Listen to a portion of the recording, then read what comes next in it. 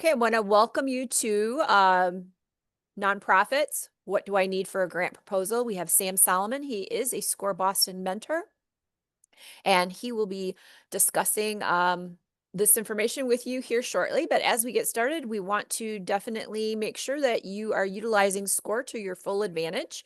Our goal is small business education. We do that in a couple different ways. One is through our website, score.org.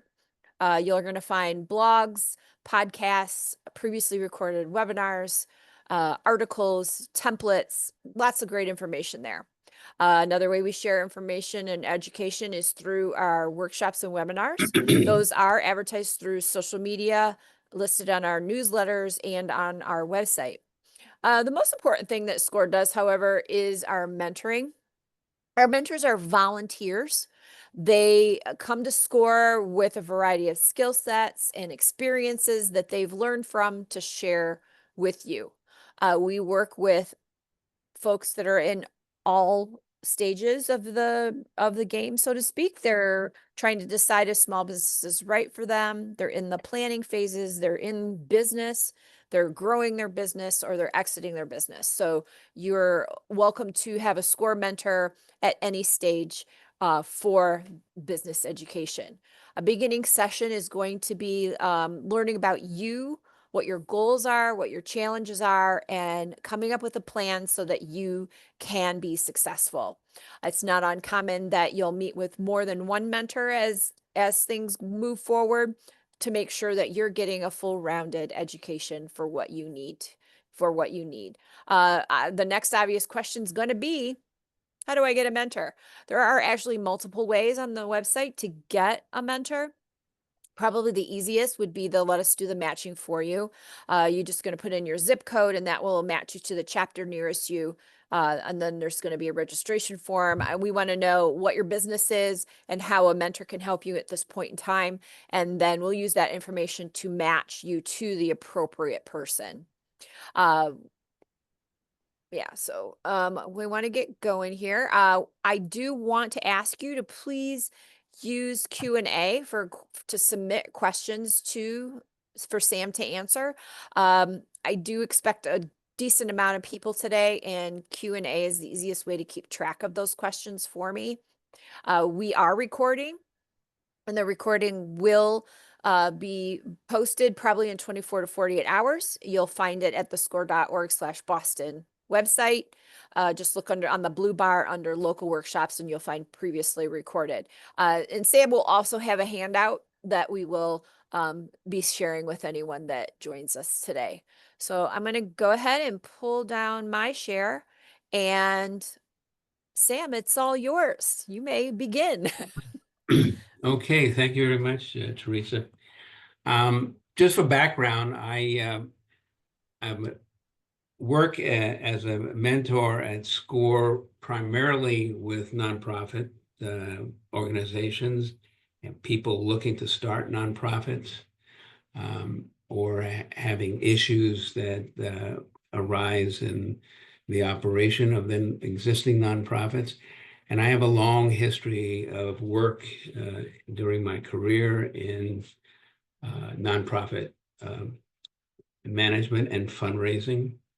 So it is with that background that I'm going to try to run through my thoughts on the best way for you not only to write an effective grant proposal, but I want to put that in the context of a much broader array of fundraising considerations that I think are very important for a nonprofit to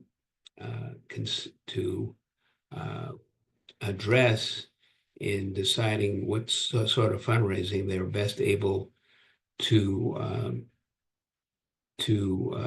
succeed in. So most nonprofits, the vast majority, have to raise money. They do it in a range of ways. Few small nonprofits, particularly small to medium size, have endowments or other sources of revenue that they can depend upon. And so they have to raise money. And There are several ways that I think are obvious. I'll run through them, and there's perhaps some things you haven't really thought about. Uh, I don't typically see grant seeking as the most important initial step to take in generating revenue.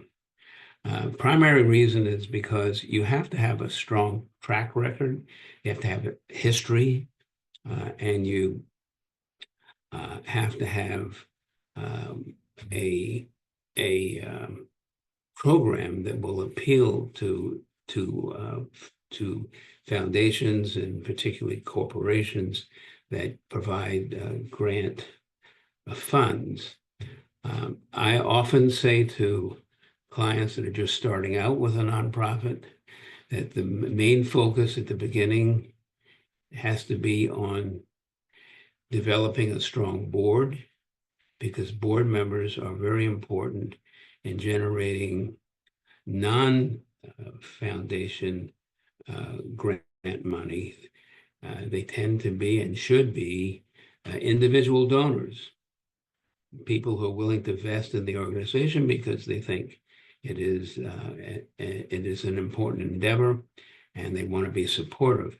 Over time, as you develop some history of providing your services, it becomes more realistic to go to a foundation to seek support. There are many, many foundations in the country.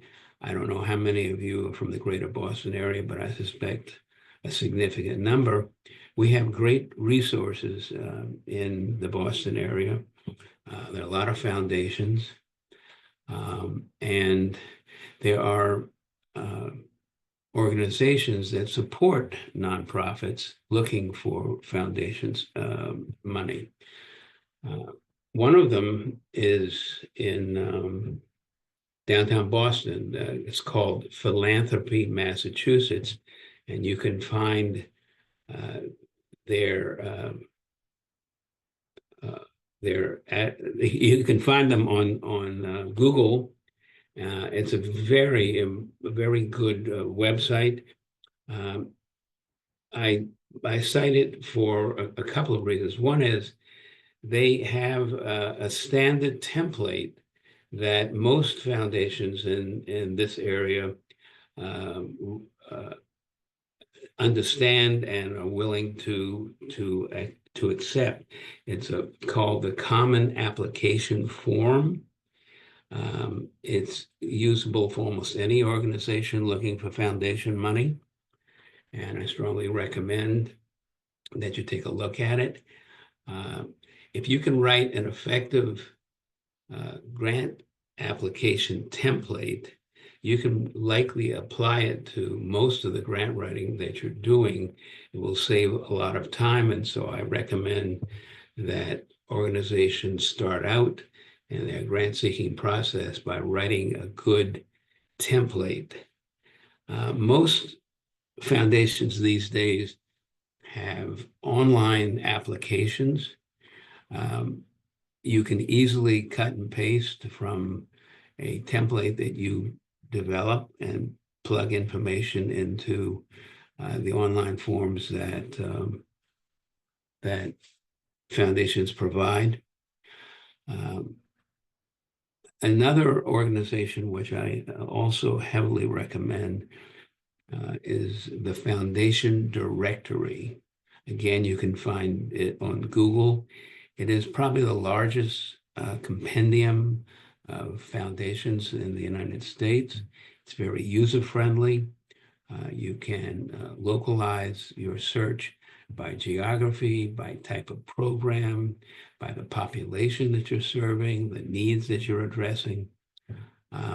It's a significant volume, as you can imagine, and there is a membership fee to obtain the volume.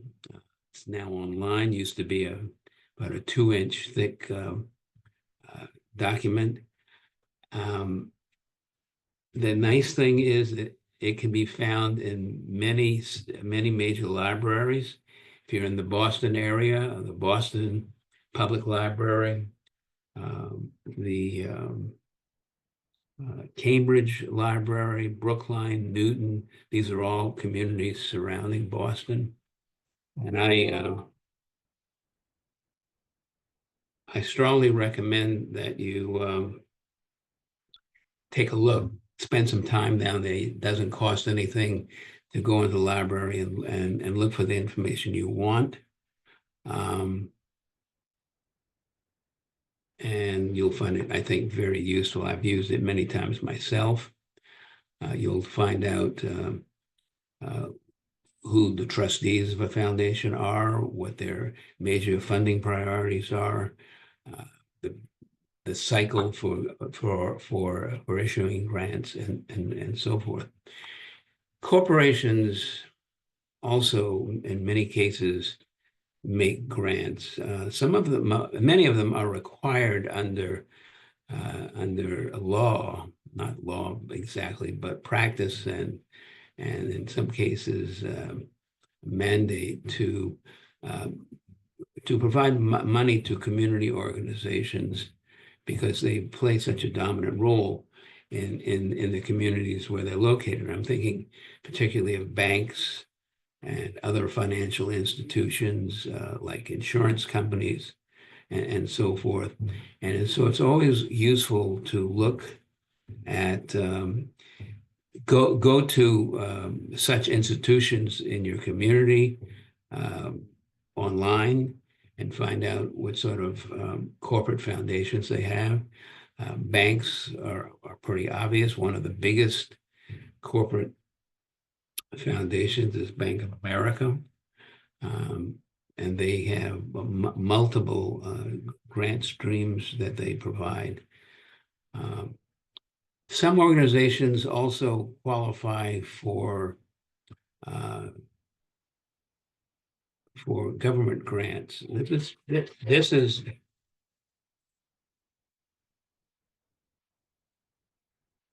is particularly for organizations providing educational, social service programs.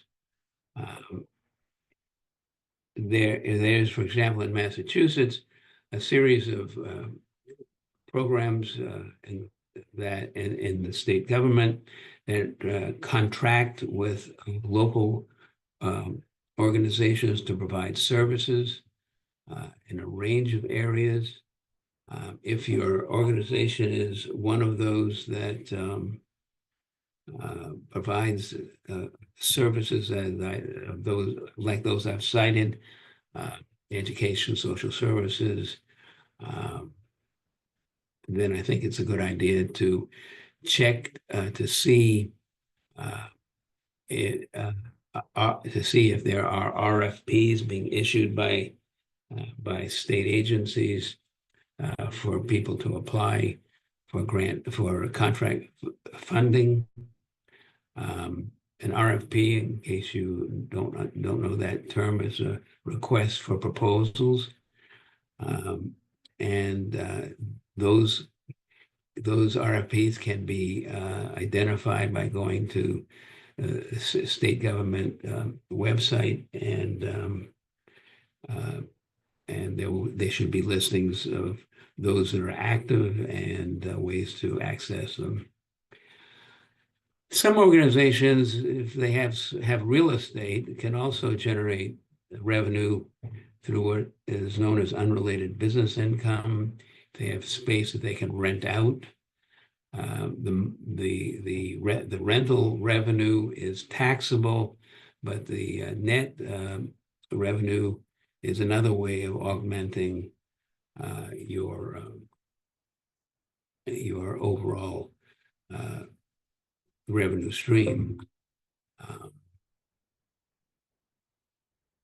And then lastly, and I think this is probably more remote for most, is the United Way.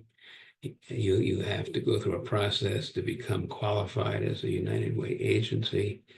It's worth looking into, but there isn't There are established number of agencies that are already United Way supported, but it's certainly worth checking out. I started off this list by talking about individual donors.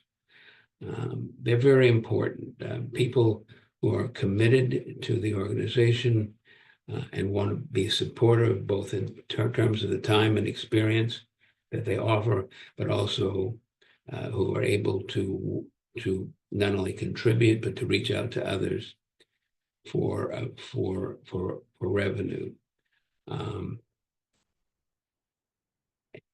In this instance, board development is very important. I often work with organizations that have very small boards. In some cases, they are people that don't bring a lot of experience in the nonprofit world, who are not connected to others in the community that might be helpful in supporting the organization. I think it's very important in developing a board to focus on what each individual candidate for the board can bring to the organization, both in terms of time and talent and the money that they're able to contribute. Without strong boards, it's very hard to develop a reliable stream of income, particularly before you are in a position that you can where you can apply successfully for grant revenue. And I think it's very important that every board member that you recruit is willing to make a personal contribution and to bring others in to support the work of the organization. Excuse me.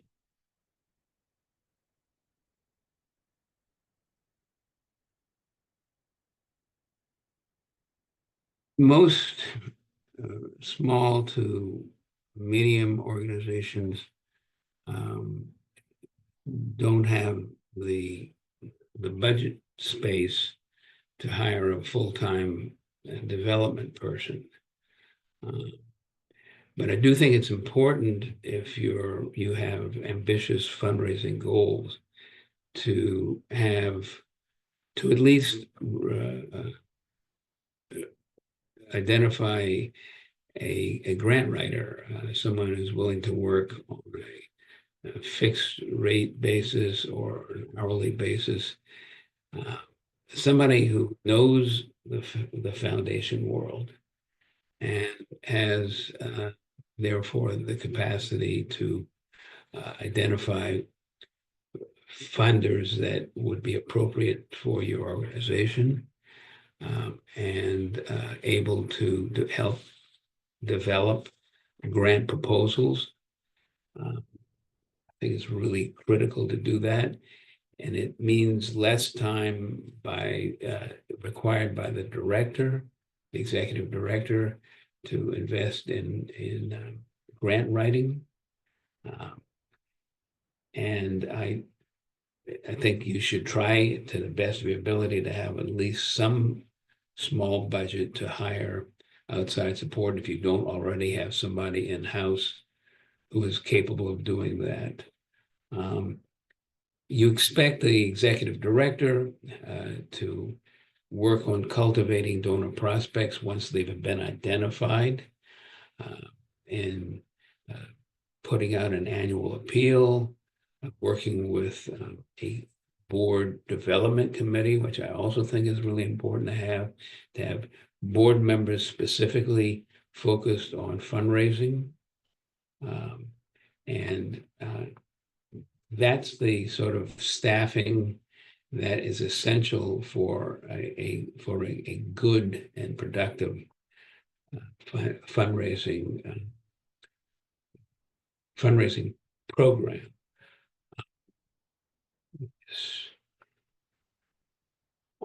As far as structuring a grant proposal, one of the first steps I think is useful and indeed important is to develop a case statement. Why your organization exists and what its goals are. It's a brief description of its programs and how money contributed by funders, by individuals, can make an important difference in your ability to carry out your mission. So I think putting together a case for support is important, and you can use it as in your process of developing your grant proposals, your grant proposal template. Because you want the funders to know specifically why it's important to support what you're doing. I also think as you go along, it's really important to develop strong relationships with all your funders, particularly individual donors who should be acknowledged in any materials you put out. They should be given periodic reports about work that's going on in the agency. If you have a newsletter, that certainly should go to supporters. And if you have the capacity to maintain a donor database, and it's certainly not difficult to do that, you should keep an ongoing record of donors that have supported you, contact information, their particular interests, and be in touch with them on a regular basis. People like to get attention generally when they are when they're giving money to an organization. Hold on a second here. I'd like to just give you a brief overview of the way I like to approach grant writing specifically. Your package should include a cover letter, which gives a brief, very brief summary of why you're applying, and then follow it with an executive summary of your request. What I find, I know this is true of myself, I don't like to read long documents. An executive summary, no more than a page, can give a very targeted description of why you're contacting the funder, and you can lay out the overall summary of your request, and then follow it up with a statement of need. Why are you applying? What are the issues that you're addressing through the program for which you're seeking funding? If you have data which supports your request, for example, if you are in the if your work is in the area of youth development, give some demographic data about the population youth that you are addressing, so that they get a feel for the kind of work that you do in this area or in others. Be clear about the goals of the organization and what you expect the outcomes of your program to produce using the money that you're seeking to raise. In the past 10, 15 years, more and more funders have wanted evaluation data. They, at the end of a grant cycle, they want to see how much you have achieved in the context of the goals that you set out in the uh, original proposal that you submitted. And so you should be very mindful of thinking through what you hope to accomplish with some numerical data to support it. And then at the end of the process, particularly if you want to go back to the funder, see how your accomplishments have matched the goals that you set out at the beginning. Many funders want to see who else is funding you. If they see other foundations, they get a sense that this might not be a bad place to put our money, because they see that they're not going to be alone in providing support. This isn't true across the board, but I've often spoken to foundation officers who've said, we like to know who else is supporting the work of your agency. So that's something it's really important to keep in mind. They may even ask what the how much money you're getting from each funder. I always hated giving that information out, but it's important to provide it if it's requested. Your package ought to include a number of supporting documents. Your mission statement, a roster of your board of directors, because funders want to see who's on your board. Do they represent institutions in the community that are important? People who are easily recognized are an attraction for funders. You want a brief history of the organization and its track record. You know, how successful you've been, when were you founded, and what are some of the most important successes that you've had. Definitely, you want to provide, as I mentioned earlier, demographic information. If you're serving, for example, a low-income population, provide some numbers.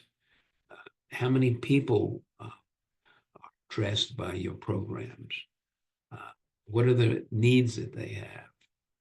We'll also need your copy of your 501c3 letter issued by the IRS, because that will indicate to them that you meet an important criterion, which is that you be tax exempt in order to take tax exempt money from the funder.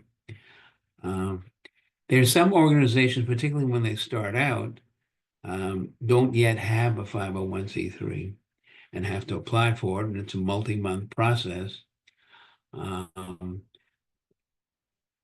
Some organizations will look for a fiscal sponsor.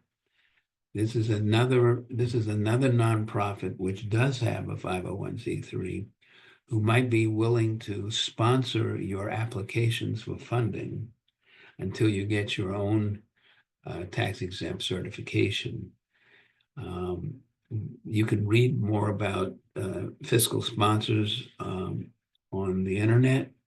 Most importantly is to find a fiscal sponsor, if you're in this position, that is willing to help you through this process. And the fiscal sponsor would submit your grant applications for you with their address. If you get funded, they will receive the funds, and then they will transfer the money to you for your use. It's really important to spell out in a memorandum of agreement or a letter exactly what the relationship requires.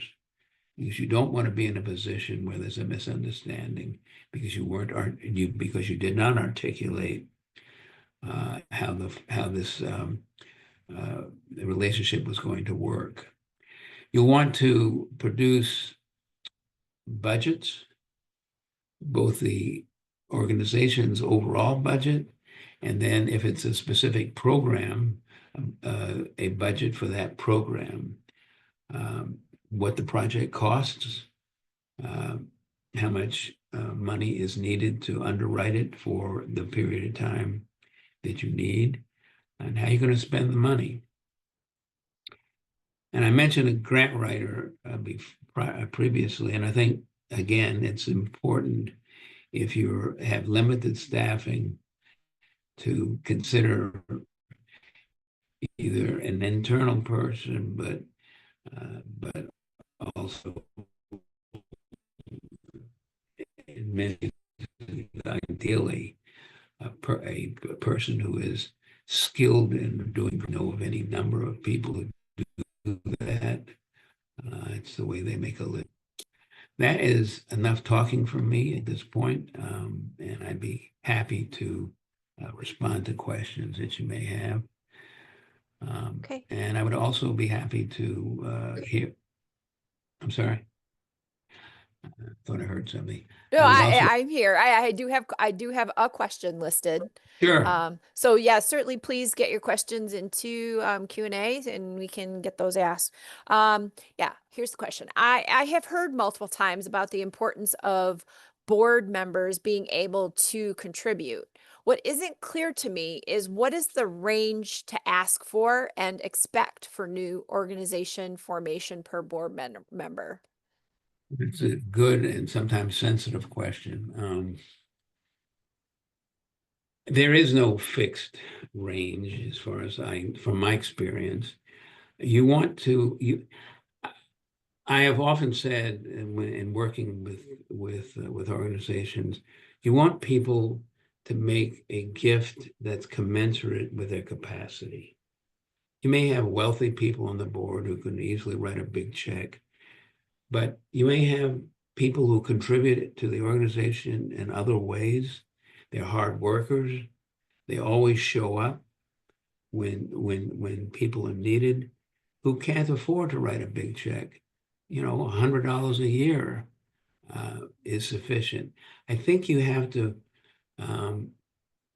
I think you have to look at each board member and make a, for lack of a better term, a ballpark estimate based on your knowledge of the person of what they can afford to do. And I think that's the fairest way to go about it.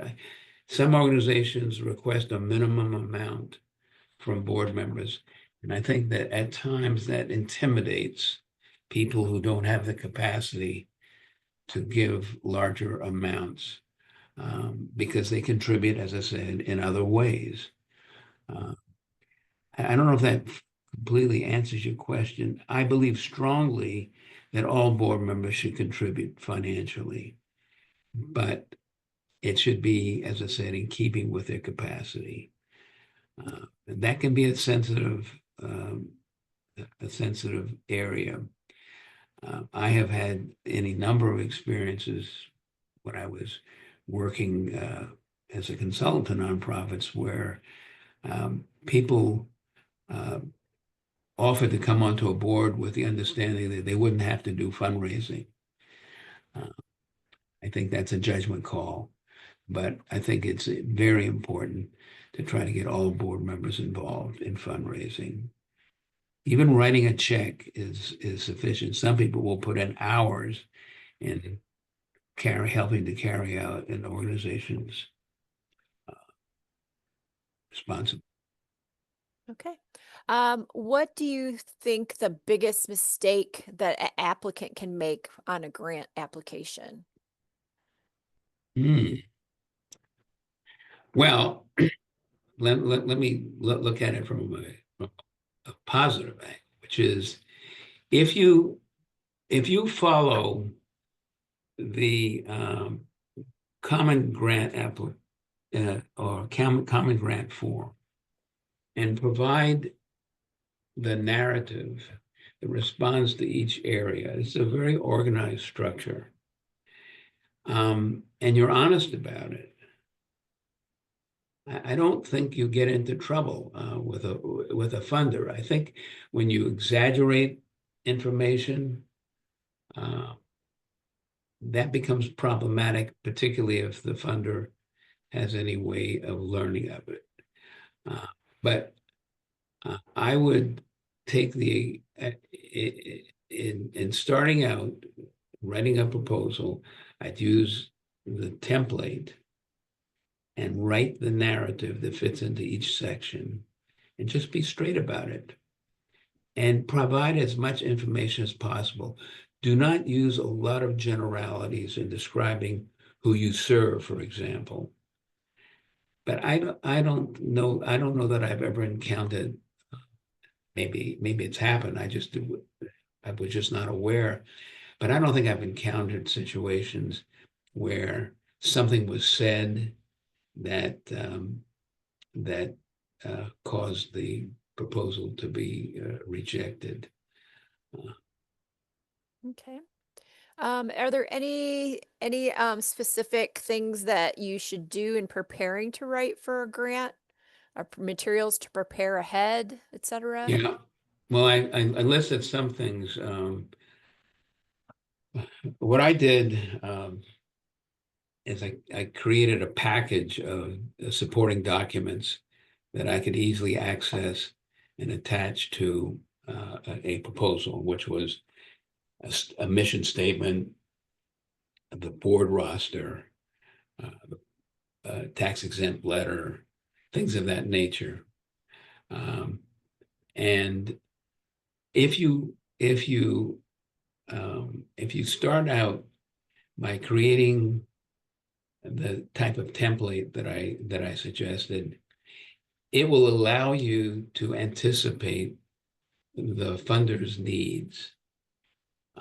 This form years ago was created in consultation with many of the foundations in Greater Boston because they wanted to have a standard form that would address the needs of the funders. So if you utilize the form and put in the information that is requested, you should be able to have a fair reading of your proposal. But in terms of the supporting the work you can do ahead of time, if you have a template and you have this package of data of forms, then it's relatively easy, I should say, to put together a proposal. Now, not every foundation is going to request the same kind of information, so you can't just slap your template on top of the foundation's application form and expect to have a successful proposal. But you already have most of the information that you will need if you write a good template. And a big advantage of a template is that when it comes to reaching out to multiple foundations, you don't have to reinvent the wheel at every turn. You can use pretty much the same basic format and information to submit to each funder with appropriate changes that meet the needs of the funder. Okay. And by the way, just one, that really streamlines the grant seeking activity. If you have to start each time from scratch writing a proposal to respond to a funder, it takes a lot of time. But if you have a template and your packet of information, you can slap together a good proposal maybe in an hour or less. Okay. When looking to fund a new project, how many applications should one submit for to grant making entities? Is there a typical success rate to keep in mind? I know of none, and I'm a big fan of flooding the zone. I'd get as many applications out as possible keeping in mind your application ought to address a funding priority of the funder. And you can generally find those on a website. Uh, don't ask for support for something that isn't indicated in the funder's statement of priorities. But I would get, particularly these days where the funding in some quarters is being threatened, it's really important to reach out to a broad array of funders that you think at least are in line with the work that you're doing. So there isn't a fixed number. You know, for some project, if it's big enough, you may submit 5, 6 proposals or more, because the more you get out there, the better your chances. Okay. Okay, I think these two questions kind of go together. Where can you find like examples of a well-written uh grant proposal to use as a base? It's a good question. Well, one of my, or not one, but my biggest fallback uh, position is Google. Google is an enormous resource, and you can find, you could go in looking for um, good grant proposals, or find the terminology, the keywords that you think will work. And something else, I have been toying around the past year using AI. I don't know how many of you have done that as well, but AI is really remarkable. And I think going to an AI program and asking that question of what does a well-written grant proposal look like? You'd be amazed at the kind of information you get back. So if you haven't learned to deal with AI, you should spend a little time. It's not difficult to access, and by asking the right questions, you can get an incredible array of really good information. Okay. Most fiscal sponsors take a cut on donations to your organization that passes through them. Under what unique circumstances have you seen fiscal sponsors willing to take a smaller cut? Well, um, I have encountered this before, at least in one instance that I can think of. I don't think it's a good idea for a fiscal sponsor to ask for compensation that it's above and beyond their actual cost of delivering the service. Now, you will find situations where there's a quid pro quo. You want me to do this for you? This is what our fee will be. I certainly would not uh, go very high. You might go 10%, because the work involved, I mean, you can package all the information and give it to the fiscal sponsor to submit. And the fiscal sponsor may want to create a separate budget category for housing any money that comes in to support you. But there really isn't a lot of work involved if you're willing to put the fiscal sponsor in position to do what's needed. Um, so I think it's a judgment call. Certainly wouldn't, to pick a number, I wouldn't pay more than 10%. And I would try to get out of doing that even above and beyond the actual cost that the sponsor has incurred in supporting this. Okay. Well, I that's all the questions, Sam. You hit them all. So Good. yeah, so thank you everyone for joining us today. We hope to see you again in a future webinar. And Sam, thank you for sharing your knowledge on this topic. Right. And as I said earlier, if you're interested in any follow-up, you can obtain my contact information from Teresa, and I'd be happy to talk to you. Okay. Thank you. All right. Thanks, everyone. You. All Bye. right.